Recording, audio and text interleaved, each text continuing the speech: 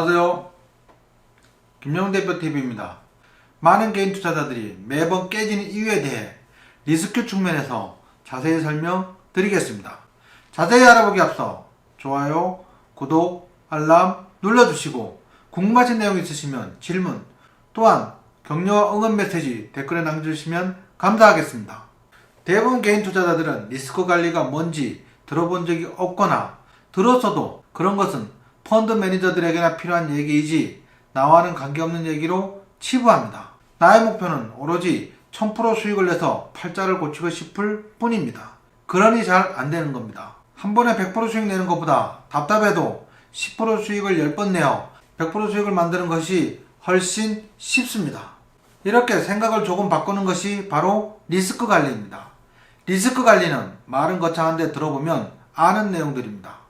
그런데 이상한 것은 들어보면 쉬운데 실천하는 것은 매우 어렵습니다. 예전 직장생활 할 때 강원도 태백에 출장을 가서 잠시 짬을 내어 강원랜드에 갔었습니다. 시간이 많지 않아서 슬롯머신에 1만원을 넣고 한 번에 100원짜리를 땡겼는데 다 털리고 몇백원 남지 않았을 때 한방 터져서 동전이 막 쏟아졌습니다. 기억에 10만원 가까이 되었던 것 같습니다. 1만원으로 10만원이면 1000% 수익이었습니다. 지폐로 바꿔 카지노를 나서는데 뭔지 모를 아주 강한 힘이 저의 뒷덜미를 잡아당겼습니다. 막상 돌아보면 아무도 없었는데 보이지 않는 힘이 저를 아주 강하게 카지노로 잡아 끌고 있었습니다. 정말 힘겹게 10만원을 따서 겨우 카지노를 나서는데 실로 놀라운 경험이었습니다. 당시에는 몰랐는데 지금 생각하면 제가 정말 대단한 일을 한 것이었습니다. 주식도 그렇습니다. 자기를 자신이 통제하지 못합니다. 손절해야 하는 것을 머리로는 알지만 손가락에 도통 말을 듣지 않아 손절을 못해 손실을 키운 경험이 다들 있으실 겁니다. 반대로 급등하면 익절해야 하는데 더 상승할 것 같아 머리로는 팔라고 하는데 손가락이 말을 듣지 않아 익절하지 못하고 수익을 다 토해낸 적이 다들 계실 겁니다. 이런 것을 사전에 준비하고 실행할 수 있도록 연습하는 것이 리스크 관리의 시작입니다. 알고 있는 것도 중요하지만 생각대로 실천하는 것도 매우 중요합니다.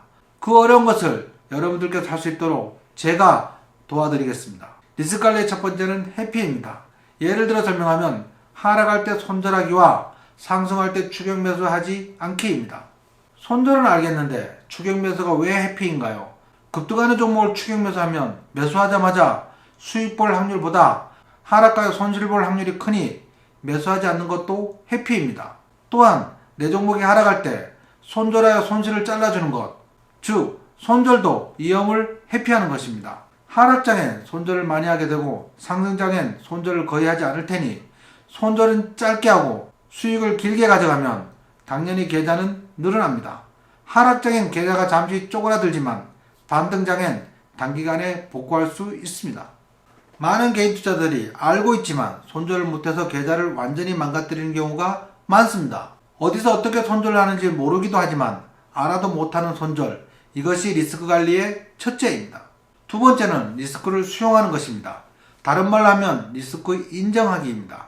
많이 상승한 종목을 매수할 때는 하락 위험이 크니 손절을 더 짧게 스탑 설정하는 것입니다. 급등하는 종목을 쫓아 사면 추격 매수인데 매수하자마자 마이너스 3% 손절 스탑을 설정하시면 리스크 관리가 되니 추격 매수가 아닙니다. 자전거로 내리막길에서 시속 30km로 내달리면 매우 위험하니 가속입니다. 하지만 자동차로 같은 길을 시속 50km로 내려오면 서행이므로 위험하지 않습니다. 그 차이는 브레이크 성능 차이입니다. 속도를 통제할 수 있으면 가속이 아니고 통제할 수 없으면 가속입니다. 바닥에서 반등하는 종목 매수할 땐 비중을 키워서 매수하고 손절가도 여유롭게 잡고 많이 오른 종목 매수할 땐 비중을 줄여서 매수하고 손절가도 짧게 잡는다면 그리 위험하지 않습니다. 이것이 리스크의 수용입니다. 세 번째는 리스크의 축소입니다. 하락장 또는 변동성 큰 장 그리고 많이 오른 종목 매수할 땐 한 종목당 비중을 적게 매수하는 것입니다. 그러면 리스크가 축소됩니다. 좀 더 깊이 들어가 보겠습니다. 나는 총투자금의 마이너스 2% 손실해서 손절하기로 기준을 정하였다고 가정하겠습니다. B종목을 총투자금 대비 비중 10% 매수하였다면 이 종목의 손절가는 마이너스 20% 하락 시 손절한다면 이는 총투자금 대비 마이너스 2% 손실 시 손절하는 것입니다. 또한 C 종목은 총투자금 대비 비중 20% 매수하였다면 이 종목의 손절가는 마이너스 10% 하락 시 손절한다면 이는 총투자금 대비 마이너스 2% 손실 시 손절하는 것이고, 이 종목처럼 비중이 40%라면 마이너스 5% 손실 시 손절하면 총투자금 대비 마이너스 2% 손실 시 손절하는 것입니다. 이처럼 비중에 따라 손절가를 다르게 하여도 리스크는 동일하게 관리할 수 있습니다. 이 개념을 알고 계신다면 공부를 어느 정도 하신 분입니다. 하지만 중요한 것은 알고 있는 것보다 더 중요한 것은 실전에서 실천하는 것입니다. 마지막으로 리스크 관리는 리스크 변환입니다. 하락장이 시작되면 생활필수품 관련, 유틸리티 관련주인, 통신, 전력, 식료품 등의 종목들 비중을 늘리고, 상승장에서는 소비재 관련주인, 자동차 리모델링 관련주 등과 성장주인, 바이오 관련주 비중을 늘리는 것으로 포트폴리오를 유연성 있게 변경하는 것입니다. 이것이 리스크의 전환입니다. 나는 우량주만 매매할 거야. 나는 제약 바이오주에 승부를 걸 거야. 나는 차정만 매매할 거야 라는 등 고정적인 것은 시장의 상황에 따라 아주 장기간 하락할 수 있으니 매우 위험합니다. 실제로 한때 시장을 주도하였던 업종들이었지만 현재는 고점 대비 하락폭이 상당히 큰 업종들입니다. 사랑이 어떻게 변하니? 예, 그렇습니다. 드라마 대사처럼 사랑은 변하지 않을지 모르지만 종목은 시장 상황에 맞는 주도주 위주로 변해야 살아남을 수 있습니다.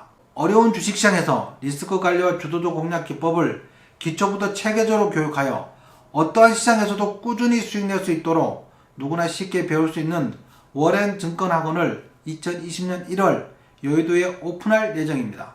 또한 주식투자 클리닉센터에서는 잘못된 투자 습관을 누구나 무료로 진단해 드릴 것입니다. 부담없이 편하게 방문할 수 있도록 개방할 예정입니다. 많은 관심 부탁드립니다. 또한 1월부터는 주 1, 2회 유튜브 라이브 방송 예정이니 많은 참여 부탁드리겠습니다. 이상 리스크 관리에 대해 자세히 알아보았습니다. 김정은 대표는 항상 여러분들의 성공 투자를 기원합니다. 감사합니다.